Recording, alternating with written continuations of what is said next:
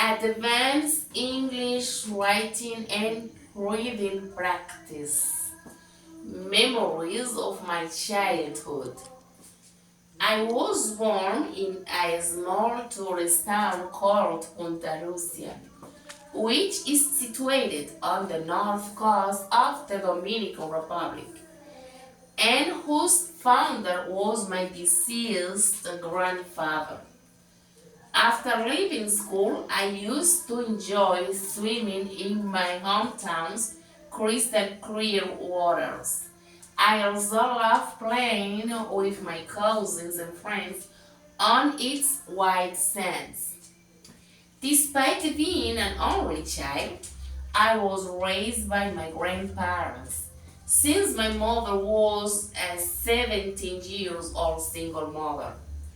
My grandparents built a beautiful three-bedroom wooden house, whose walls were painted blue and which they would share with their 11 children and with 14 of their grandchildren.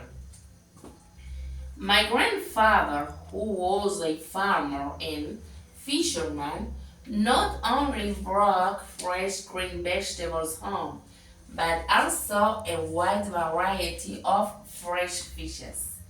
The downside of living in such a big family is that I had to share a bed with four other cousins. My grandmother, who has told us that her ancestors were indigenous, had big black eyes. Why didn't I inherit her beautiful black hair? I enjoyed watching her cooking my favorite food, while I helped her add more wood to the stone stove or wash the dishes. The morning air was always contaminated by the delicious aromatic coffee that she prepared, being helped by sun properly sanitized or soaked. Searching for firewood in the forest or bringing water from distant places were some of the daily tasks of a country child in the 70s.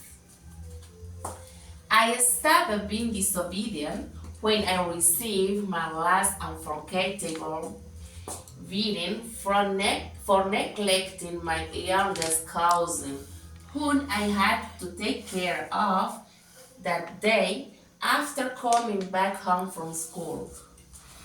I also remember our donkey, whose name was Juanito. Juanito was known as a very helpful, faithful, and flirtatious donkey. I stopped describing him as faithful when that Saturday, while he was transporting our dirty clothes to the lagoon where we used to wash them, upon seeing a female of his kind, he began to move nervously until he managed to throw me to the ground, running at full speed after her. Our humble dirty clothes were scattered all over the street.